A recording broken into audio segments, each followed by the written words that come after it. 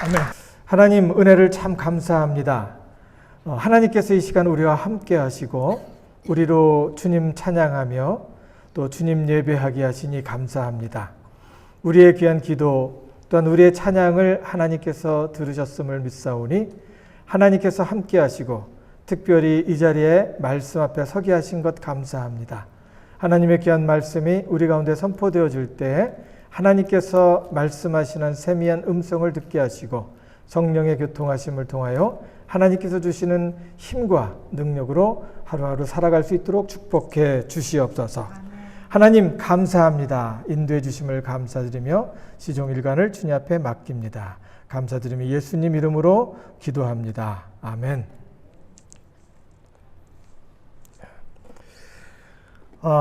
오늘 말씀은 사무엘 하 24장에 있는 말씀이고 24장에 있는 말씀은 또 역대기, 역대상 21장에 있는 말씀과 같습니다. 성경에 마타, 마가, 누가복음이 있는 것처럼 누가복음, 요한복음이 있는 것처럼 구약에도 역사에 대해서 같이 사무엘 상하, 역대기, 열왕기 뭐 이런 식으로 같이 이렇게 흘러가고 있어요. 그래서 이 말씀을 같이 이렇게 보면 비슷한 내용이 있지만 좀 다른 표현들이 있어서 이것을 통해서 이 말씀에 대해서 구체적으로 우리가 알게 되는 겁니다. 특별히 사무엘 하 24장 이 말씀을 이렇게 보면서 다윗의 죄, 통치 욕구와 통제 욕구와 회복이라는 제목으로 말씀을 나누고자 합니다. 이 내용이 통제, 욕구, 그리고 거기에 대한 회복에 대한 말씀이에요. 잠깐 이 말씀을 이렇게 보면은 꼭 읽어보시기 바랍니다. 집에 가셔서. 사무엘하 24장을 보면 두 가지 큰 질문을 떠올리게 됩니다. 첫 번째는 사무엘하 24장 1절에서 25절에 있는 말씀, 역대상 21장 1절에서 30절에 나오는 말씀인데 이 말씀에서 다윗이 인구 조사를 다루고 있는데 왜 인구 조사를 이렇게 다루고 있을까? 마지막 장이에요. 마지막 장인데 보통 그 이야기가 나오면은 마지막 장에는 또 결론이 나오는데 결론이 나오지 않고 인구 조사가 나오고 거기에 대해서 그 이야기를 좀 간단하게 하고 그 다음에 끝나는 거예요. 그리고 나서 이제 또 두 번째 질문은 바로 이거예요.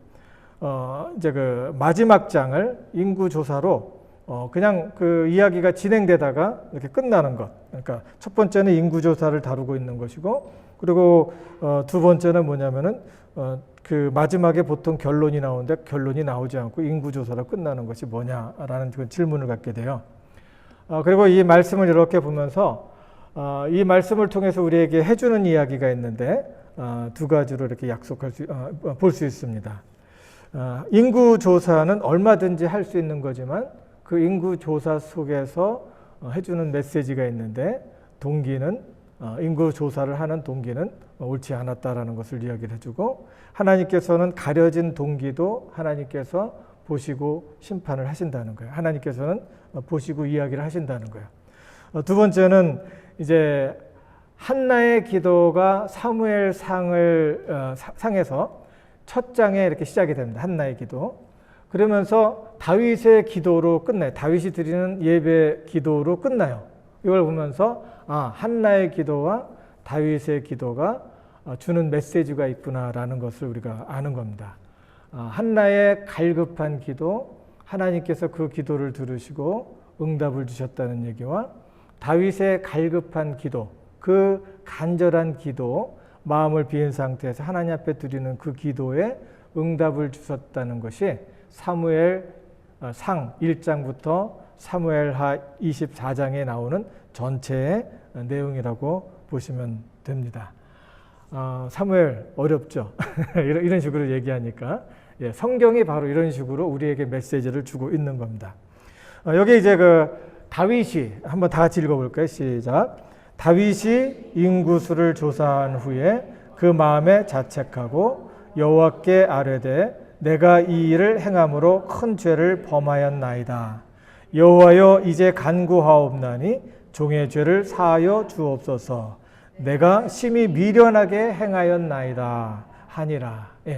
요 말 속에 사무엘 하 24장에 있는 모든 내용이 다 들어 있습니다. 첫 번째 내용은 인구조사를 했다는 거예요. 다윗이 인구조사를 했다는 내용이고, 두 번째 내용은 양심의 소리로 인해서 다윗이 자책을 했다는 거예요. 죄책감을 느끼고 양심의 어떤 그 가책을 느꼈다는 거예요. 그래서 하나님께 굴복하여 죄를 시인했다는 거예요. 내가 죄를 지었습니다 라고 이야기를 하죠. 그 내용이 나오고, 세 번째는 하나님께서 죄로 인한 결과에서 회복시켜 달라는 간절한 기도가 나오는데, 이 기도가 그 한나의 기도, 간절한 마음으로 나는 잉태하지 못하는데 하나님 도와주시옵소서라고 이야기를 할 때 하나님께서 그 응답을 주셨던 것처럼 다윗이 간절한 기도를 하며 하나님 앞에 나의 기도를 통해서 이 땅을 치료해 주시옵소서라고 할 때 하나님께서 그 기도의 음성을 들으셨다는 겁니다. 넷째는 하나님께서 그를 회복하시고 그 땅을 고치셨다라는 것을 이 말씀을 통해서 알게 되는 거예요. 그러니까 여기 있는 말씀이 얼마나 중요한 말씀이에요. 사무엘하 24장 10절. 혼자서 읽으면은 무슨 소리인지 잘 모를 거예요. 근데 이렇게 말씀을 같이 나눌 때 하나님께서 이 말씀을 통해서 우리를 깨닫게 해주심을 믿고 그대로 받아들일 수 있기 바랍니다. 첫 번째, 요거 다음에 첫 번째, 다윗이 이제 그 1절을 통해서 쭉 이야기를 하는데, 그러면 어떻게 그 다윗이 죄를 자복을 했는데 그 죄의 내용은 무엇일까라는 것을 이제 말씀을 보게 되는데, 첫 번째 절에 이런 말씀이 있어요. 여호와께서 다시 이스라엘을 향하여 진노하사 그들을 치려고 다윗을 격동시키사 가서 이스라엘과 유다의 인구를 조사하라 하신지라. 이 말씀 보면은 참 이상합니다. 근데 이런 표현을 통해서 우리가 말씀을 깨달을 수 있는 게 뭐냐면은 이제 그 하나님께서 진노하시고 치실 계획을 하시며 다윗을 격동시켰다는 것, 그 결과로 마음을 격동을 시켜서 동기를 일으키셔서 그 결과로 다윗이 나쁜 짓을 했다는 거예요. 참 기가 막히죠, 이 말이. 하나님이 나쁜 마음을 주셨고 그 나쁜 마음을 하게 자극을 해주시고 그 자극을 해주신 것을 인해서 다윗은 막 열내다가 그 결과로 한 것이 인구조사를 했다는 거예요. 여기에서 죄의 시작을 이야기를 하고 있는 겁니다.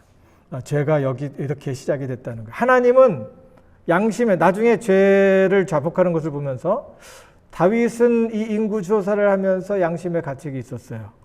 마음속 깊은 곳에 자기도 생각하는 아니다. 이거 해도 되나?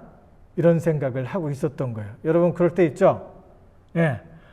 막 열이 나갖고 저 사람을 어떻게 한 방 어떻게 해줘? 그러면서 이거 아닌데?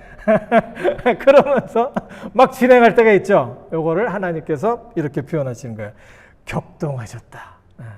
이게 뭐냐면은 하나님은 아니다 하는데 다윗은 해야겠습니다 라고 이야기를 하는 거예요.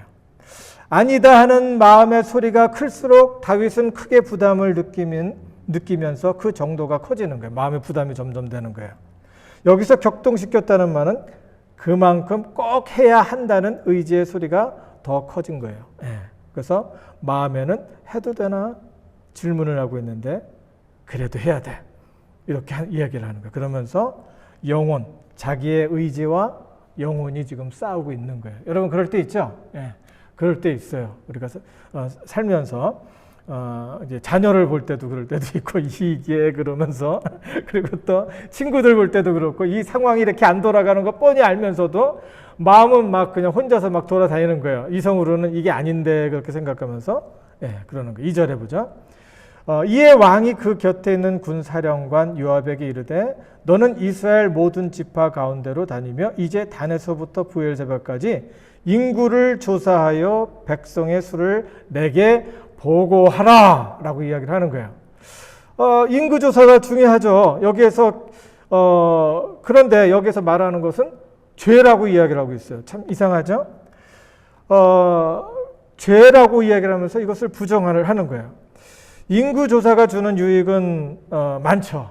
국가에서 인구 조사를 해야지 국가에 가지고 있는 백성들, 사람들의 그 자원이 얼마나 되는지, 그리고 또 그것을 놓고 재정적으로 세금도 얼마를 받아야 될지, 그리고 그것을 어떻게 활용을 해야 될지 효과적으로 계획하고 운영하는 데 상당히 중요한 거예요.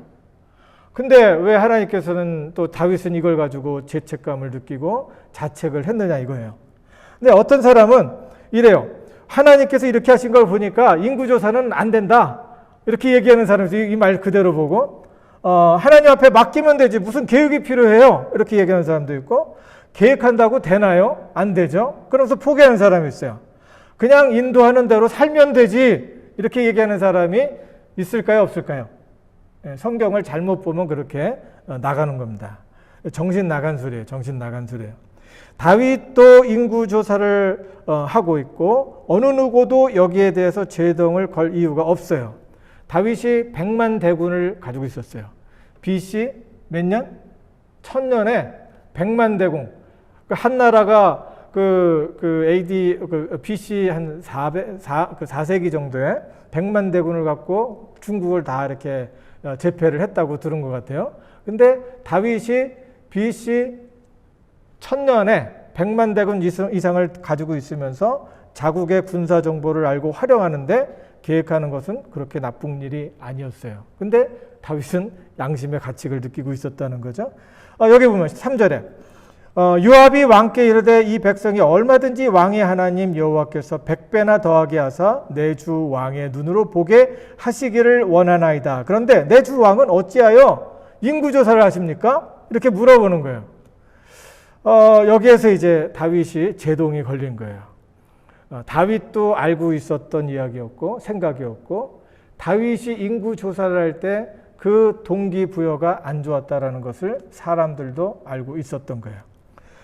선한 계획이었어요. 좋은 계획이었지만은 다윗의 측근에서 다윗의 중심을 알고 있었던 요압 대장군은 선한 계획 속에 숨겨둔 마음의 동기를 간파를 하고 있었던 겁니다.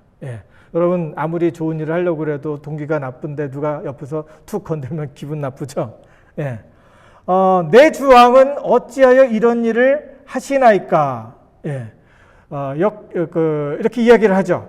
백성이 마음을 다하여 왕을 섬기고 있는데 어찌하여 이렇게 하십니까? 라고 이야기를 하는 거예요. 이렇게 해야 됩니까? 라고 얘기하는 거죠.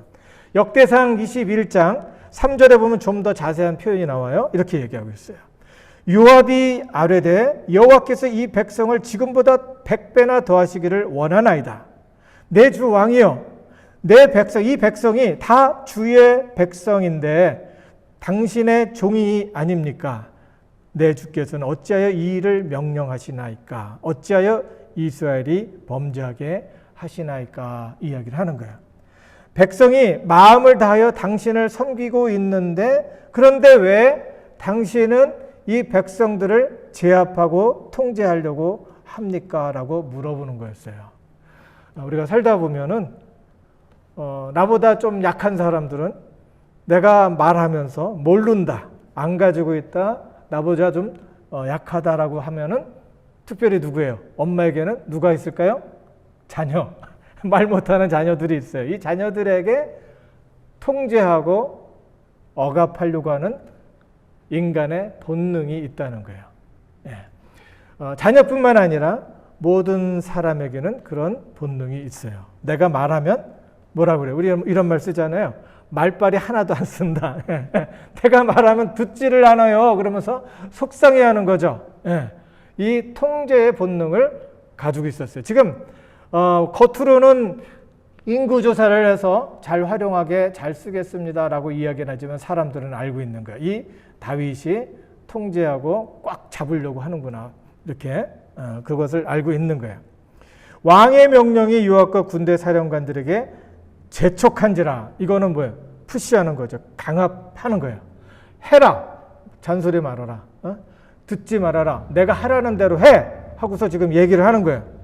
요압과 사령관들이 이스라엘 인구를 조사하려고 왕 앞에서 물러나 그 땅을 단과 브엘세바라고 하면은 단은 저 꼭대기에 있는 것이고 브엘세바는 저 밑에요. 그러니까 한국으로 얘기하면 백두산에서 저기 제주도까지 그리고 마라도 뭐 거기까지를 얘기하는 거예요. 그러면 뭐예요? 이스라엘 전체를 얘기해 다 돌아다니면서 지금 이 조사를 한 거예요.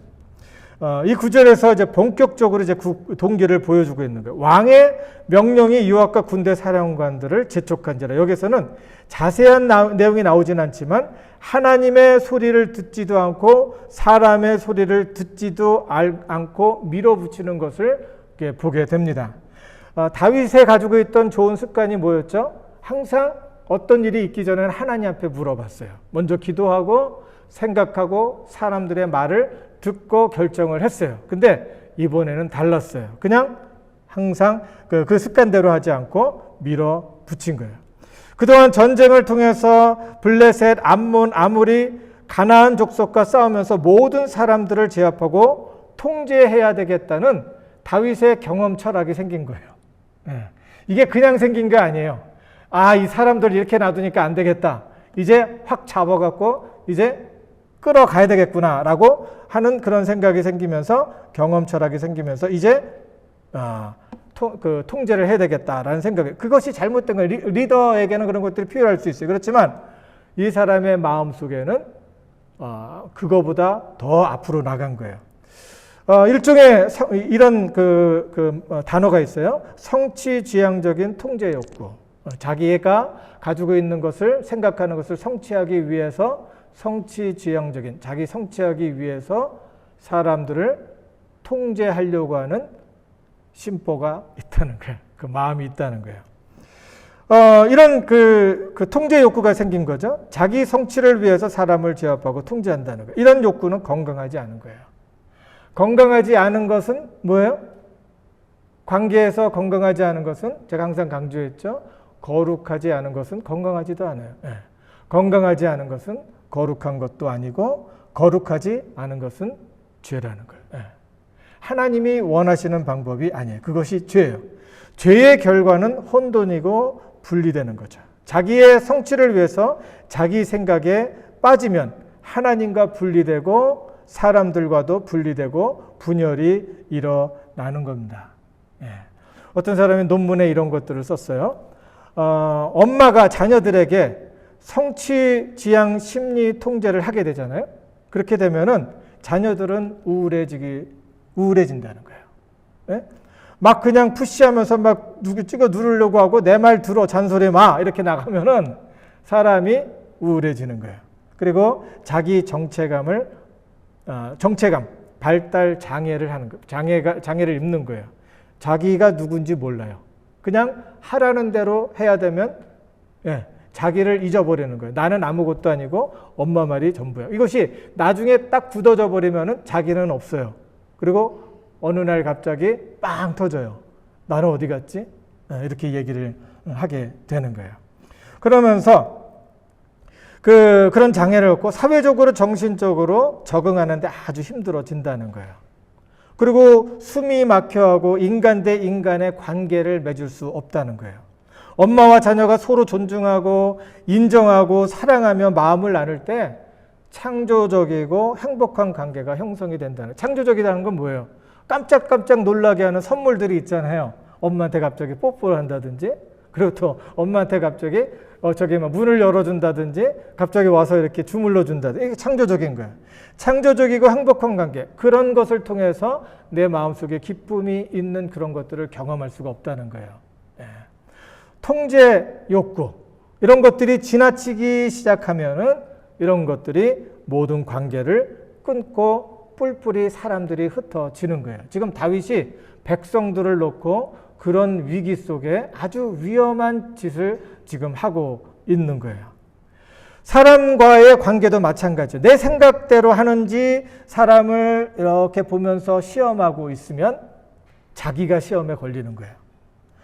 그리고 보통 이런 사람은 자기가 시험하고 내 생각대로 하는지 이렇게 자꾸 보는 사람은, 사람을 시험하는 사람은 편집 분열 증세가 좀 있는 거예요. 예. 자기가 생각하는 것에 꽉 이렇게 생각하고 그 사람들이 요 잣대에 움직이는지 안 움직이는지 보면서 그대로 사니까 나중에 있을 곳이 없는 거예요. 또 대리 만족을 위해서 사람을 자신이 의도한 방향으로 유도한다든지, 그러면 이것은 가스라이팅이라고 그래요. 요즘에 쓰는 말이죠. 가스라이팅. 내가 사람에게 얘기하면서 은연중에, 요 가스라이팅은 약간 은연중에, 앞에서 뭐 푸시하지는 않지만 은연중에 내 식대로 몰아가는 거예요. 그러고서 아니면 뭐를 주냐면 죄책감을 줘요. 그래서 너는 나쁜 놈, 너는 안 좋은 놈, 이렇게 얘기를 하는 거예요. 이건 가스라이팅이에요. 그리고 하라는 대로 안 하면 화를 내고 윽박지른다고 하면 이런 일들은 누구한테 있어요? 독재자.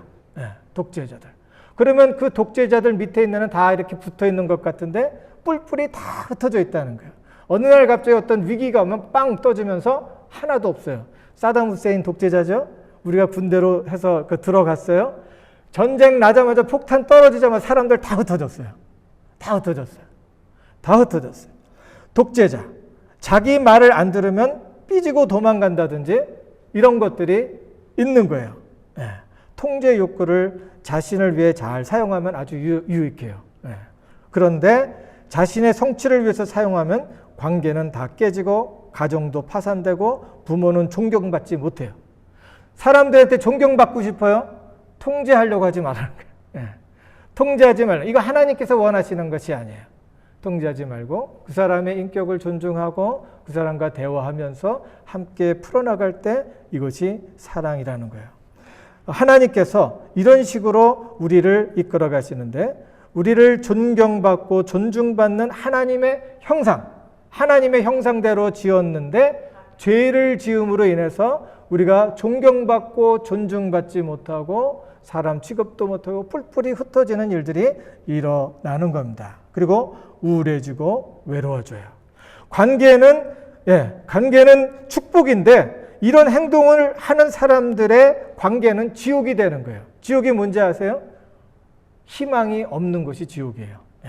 불이 이글이글 타기만 하는 것이 아니라 희망이 없고 소망이 없는 것, 긍정적인 것이 보이지 않는 그런 삶이 지옥이에요. 지옥은 어디부터 시작돼요? 지금 이곳에서부터 내 마음속에서부터 시작된 거예요. 불이 없어도 안 뜨거워서 뜨거 안 해도 지옥은 거기서부터 시작이 된 거예요. 지금 여러분이 보고 있는 것들이 과연 뭐를 보고 있어요? 하나님의 천국은 평강과 화평과 기쁨과 희락과 사랑으로 우리로 세상을 볼 수 있도록 해주시는 거예요. 이게 다 축복이에요.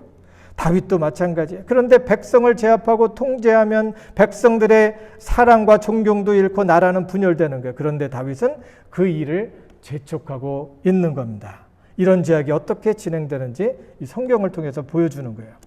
다 같이 한번 읽어볼까요? 10절. 다윗의 회개 과정. 회개를 어떻게 했는지. 시작.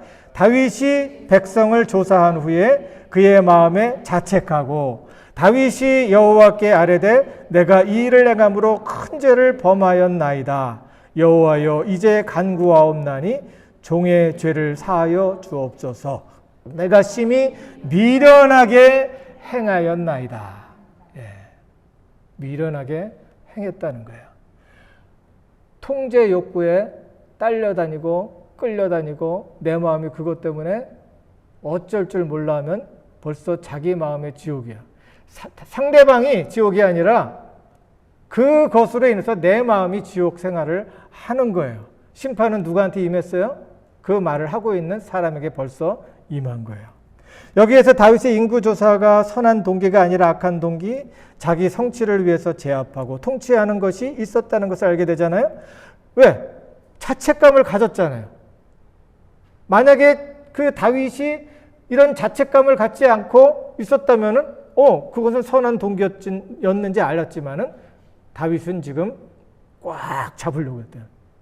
주변에 있는 것을 통제하려고 했던 거예요. 그러니까 자책한 마음 생기게 된 거고 겉으로는 아닌 척 했는데 마음에는 갈등이 생긴 거예요. 그러니 대장군 요압이 이거는 아닌 것 같습니다 라고 할 때 화가 났던 거예요. 잔소리 말고 해! 라고 이렇게 얘기를 한 거예요. 왜 화가 날까요? 자신의 갈등하는 부분을 건드렸기 때문에 그렇게 화가 난 거예요. 여러분도 그런 적 있죠? 누군가 이렇게 고민하고 있는데 누가 헐짝 그것을 갖다가 드러냈어요. 그럼 화가 나는 거예요. 환경을 통제하려고 할 때, 사람들을 통제하려 할 때 무슨 짓을 했나요? 사울은 무슨 짓을 했습니까? 사울하고 다윗은 엄청나게 달렸어요. 다윗은 이 자리에서 무릎 꿇고 회개를 했는데 사울은 무슨 짓을 했냐면은 사람을 통제하려고 하고 그러다 보니까 뭘 했어요? 다윗을 죽이려고 한 거예요. 통제를 해야 되니까. 가만 놔두면 왕이 되니까. 자기를 딛고 일어날 것 같으니까 사람을 죽이기 시작한 거예요. 양심의 소리는 다윗이 맞다, 훌륭하다, 당신은 왕감이다 라고 이야기하면서 계속 그 양심과 싸우면서 통제를 하려고 하는 거예요. 그 결과는 하나님과 완전 분리 상태로 들어갔고 나라도 큰 데미지를 입힌 거예요. 나라가 위기에 처한 거예요. 자기만 그런 게 아니에요.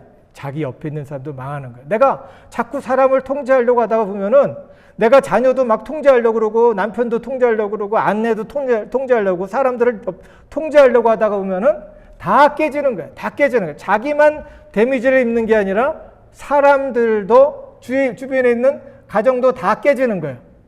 아멘? 심각한 겁니다. 이 통제하는 거. 이거 상담에서도 상당히 심각하게 다루고 있는 거예요. 그래. 다 그 가정 관계도 그 부부 관계도 마찬가지고 사람과의 관계, 친구 관계도 마찬가지예요. 그러나 다윗은 자책하고 마음을 하나님께로 돌이켜서 엎드려서 겸손한 마음으로 회개하죠. 따라해 보세요. I am sorry. I am sorry. 한국말로 미안해. 어쩐 때는 그런 말 하고 싶지 않은 때가 좀 있죠. 여러분 안 해봐서 몰라요? 미안합니다 라고 이야기를 하는 거예요. 그리고 뭘 해야 돼요? 스탑을 해야죠. 여기에서 회개 과정을 볼 수 있는데 첫째는 양심의 소리에 반응하는 거예요. 자책감을 지금 느꼈잖아요. 자책감이 오면은 해야 될 일이 뭐야? 스탑! 스탑! 그만. 거기에서 멈추는 거예요. 거기서 멈추는 거예요. 소리를 지르다가도 멈추는 거예요. 거기서 멈추는 거예요. 중단하는 거예요. 두 번째는 하나님 앞에서 잘못된 방향으로 가고 있음을 뭐 하는 거예요? 시인하는 거예요. 시인하는 거예요. 하나님, 제가 죄를 졌습니다. 딴 길로 가고 있습니다. 그리고 세 번째는 이렇게 하는 거예요. 내가 심히 미련하게 행하였나이다. 따라해 보세요. 내가 심히 미련하게 행하였나이다. 미련했습니다. 다시 한번 미련했습니다. 이런 말을 해야 될 때가 많이 있을 거예요. 그렇죠? 아멘. 하나님께서 이런 말씀을 이렇게 해주시니 얼마나 감사한 거예요. 지금 이 자리에 없고 딴 데 가봤어 봐요. 무슨 일이겠어요. 통제 욕구에서 벗어나기 위해서 해야 될 일들이 있어요. 호기심을 갖고 상대방이 말하지 않는 것을 자꾸 물어보지 말라는 거예요. 예? 자꾸 물어보고 호기심 갖고 자꾸 덤비면 통제하고 싶은 생각이 자꾸 나는 거예요. 관심과 호기심은 달라요. 예. 호기심은 달라요. 그리고 이해하는 척하지 말고 그러지 말라는 거예요. 통제 욕구가 자꾸 발동해요. 상대방이 말하면 잘 들어주세요. 그리고 그 힘든 마음을 인정해 주시고 참 힘들었겠구나. 화날만 했네. 그리고 그게 너의 최선이었구나 라고 말을 해주는 거예요. 통제하려고 그러지 말고. 그리고 공감해주고 동의하지 않아도 돼요. 예, 근데 어떤 경우에는 말하는 사람이 자꾸 동의를 하도록 요구를 해요. 그러면 그게 통제 욕구예요. 그러면 이런 욕구로 인해서 말을 하는 사람이 딱 걸리는 거예요. 예, 딱 걸리는 거예요. 그래갖고 그 사람이 자기가 상처받고 우울해지고 관계가 깨지는 겁니다. 통제 욕구가 발동하는 것을 느끼면 곧바로 뭐를 해야 돼요? 스탑! 스탑! 거기서 그만둬야 돼요. 그리고 하나님 앞에서 시인하고 간구합니다. 따라서 하세요. 내가 미련한 짓을 했습니다. 다윗이 이렇게 고백을 했네요. 여기 보면은 하나님께서 어떻게 회복해 가시는지를 보도록 합니다. 첫 번째 말씀을 보내셔요. 다윗이 회개했을 때 11절에 다윗이 아침에 일어났을 때 여호와의 말씀이 다윗의 선견자된 선지자 갓에게 임하여 이르시되 가서 다윗에게 말하기를 여호와께서 이와 같이 말씀하시기를. 말씀을 보내신 거예요. 하나님 앞에서 회개하니까 하나님께서 말씀을 보내시네요. 시편에 이런 말씀이 있어요. 저희가 근심 중에 여호와께 부르짖음에 그 고통에서 구원하시되 그가 말씀을 보내어 뭐라사? 저희를 고치사 위경에서 건지시도다. 위험에서 dangerous한 그런 시츄에이션에서 그 사람을 건져 주셨다는 겁니다. 다윗이 여기서 우기고 계속 갔으면 사울처럼 망하는 거예요. 근데 회개하고 말씀을 듣고 하나님께서 그 말씀을 이야기할 때 다윗은 그의 왕국을 강하게 번성하는 나라로 통일 왕국으로 만들어갈 수가 있었던 겁니다. 다윗이 회개할 때 하나님께서 선지자 갓을 보냈죠. 말씀을 보내주셨어요. 말씀이 우리와 아주 가까이 있는 것이 축복이라는 거예요. 말씀 듣는 시간, 묵상하는 시간, 예배하는 시간, 암송하는 시간 아주 중요합니다. 아멘? 예, 이런 시간을 소홀히 여겨서는 안 됩니다. 의사가 처방을 할 때 약을 정기적으로 먹으러 가죠. 약을 먹는 것처럼 정규적으로 하나님과 가까이 하셔야 돼요. 낫기를 원하세요? 여러분의 가정이 치유받기를 원하세요? 예. 그러면 하나님께서 가까이 있을 때 하나님께서 주시는 위로의 말씀을 듣게 되고 때로는 경고의 말씀, 스탑 하라고 이야기를 듣고 또 교훈의 말씀, 소망의 말씀을 주셔서 우리로 살아나게 해 주시는 겁니다. 두 번째는 말씀을 통해서 마음을 준비시켜요. 여기서 보면은 아주 재미있는 이야기가 나와요. 12절부터 쭉 나오는데 그 하나님의 선지자 갓이 이렇게 나와서 다윗한테 얘기해요. 내가 3가지 옵션을 줄 건데 이 3가지 옵션 중에 하나 골라! 이렇게 얘기를 해요. 이게 또 참 재미있는 얘기예요. 그러니까 그렇게 얘기를 하는 거예요. 예, 앞으로 네가 그 어려움을 당할 그런 환경에 처하게 될 것이라고 이야기를 하는 거예요.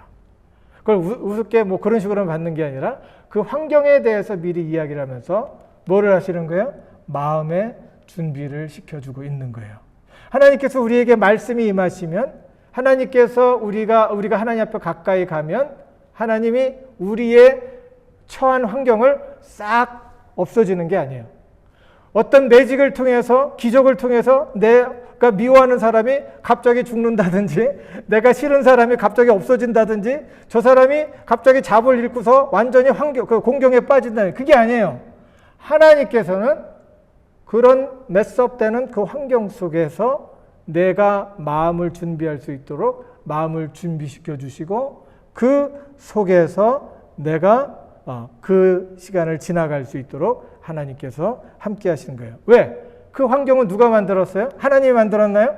내가 고집 부려갖고 내가 환경을 엉클어 놓은 거예요. 실을 엉클어 놓은 것처럼. 적절하지 못한 선택으로 복잡해진 환경을 잘 지나갈 수 있도록 마음을 준비시켜 주신다. 아주 중요한 말씀이에요. 마음을 준비시키는 거예요. 마음과 생각을 아무것도 염려하지 말고 오직 모든 일에 기도와 간구로 너희 구할 것을 하나님 앞에 아뢰면 모든 지각에 뛰어나신 하나님의 평강이 너희 뭐를 마음과 생각을 지키신다는 거예요. 예수님 잘못 믿은 사람은 이렇게 무턱대고 믿는 사람, 성경 덮어놓고 믿는 사람들은 하나님 앞에 기도하면 하나님 앞에 공을 들이면 하나님께서 이 환경을 다 제껴주신다라고 믿는 거예요. 그리고서 무슨 소리를 해요? 왜 하나님께서 나한테 이렇게 하시지? 그거는 하나님을 잘못 믿고 있는 거예요. 왜 나한테만 이런 불행이 올까? 이렇게 얘기하는 것은 잘못된 신앙이에요. 세 번째는 14절에 반응할 시간을 주세요. 시간을 주시는 거예요. 다윗이 가세게 이르되 내가 고통 중에 있도다. 청하건대 여호와께서는 긍휼이 크시니 우리가 여호와의 손에 빠지고 내가 사람의 손에 빠지지 아니하기를 원하노라. 이게 무슨 소리냐면은 하나님께서는 요 세 가지 옵션 속에 내가 하나를 택하게 하지 않습니다. 이 세 가지 옵션을 완전히 무시한 거예요. 무시하고 하는 얘기가 하나님은 긍휼의 하나님, 사랑의 하나님, 자비의 하나님, 능력의 하나님이시니까 내가 하나님을 믿습니다. 하나님 뜻대로 해 주십시오. 하나님이 죽으라 하면 죽을 것이고 하나님께서 어렵게 하시면 그냥 하나님과 같이 가겠습니다. 라고 하는 얘기예요. 내가 생각했던 것을 완전히 제거해 달라는 소리가 아니라 하나님 같이 가겠습니다. 라는 소리예요. 하나님이 나를 사랑하시니까 어떤 모양으로도 나를 지키시고 인도해 주실 줄을 믿습니다. 라고 이야기하는 거예요. 다윗의 반응은 전폭적으로 자신을 맡기는 것이죠. 아주 쉬운 일이 아니에요. 보통 사람은 어떻게 반응해요? 인정하지 않아요.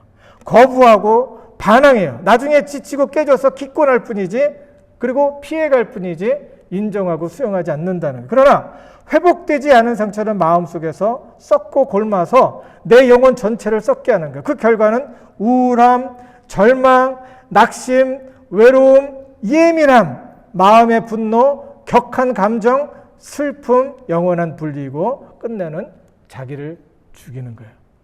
아멘? 네. 주어진 환경 그대로 수용하고 하나님의 긍휼, 하나님께서 나를 사랑하시고 회복하신다는 믿음을 가져야 된다는 겁니다. 아멘. 예. 15절에 봅니다. 15절은 약은 쓸 열매를 맺게 된다는 거예요. 믿음의 사람 다윗에게도 약은 악한 것은 쓴 열매를 맺는 것을 보게 되고 그 쓴 열매는 다윗에게도 찾아옵니다. 인간이 할 수 있는 일은 그대로 수용하는 거예요.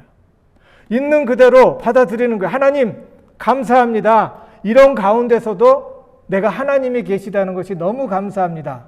환경을 보고 불평하는 것이 아니라 이런 가운데서도 하나님께서 나와 함께 하시니 감사합니다라고 하는 거예요. 이게 신앙이에요. 하나님께서 우리에게 말씀해 주신 것이 바로 이거예요. 근데 엉뚱한 생각을 하게 되고 내가 자기 한 일에 대해서 생각하니까 딱 나가 떨어지는 거예요. 교회 오다가 다 그만둬요. 교회 오다가 다 도망가요. 다 도망가. 네, 다 도망가요. 성경에는 자세히 나와 있지 않지만 다윗의 악과 전염병으로 죽은 자가 7만이 있다고 했는데 이 7만이 죽은 것과 다윗의 악은 어떤 연관이 있다는 거예요.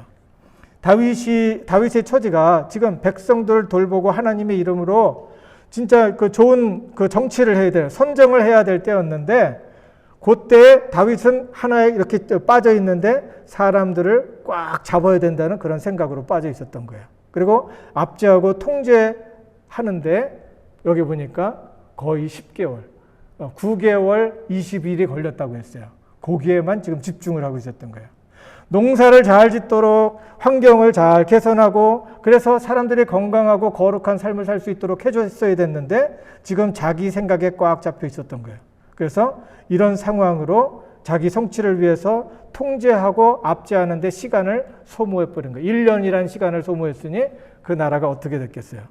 다섯 번째 16절에 악의 열매를 거부하지 않고 그대로 수용할 때 하나님께서 일하신다는 거예요. 하나님께서 여기서 뭐를 얘기해요? 재앙 내리심을 뉘우쳤다라고 이야기를 하는 거야.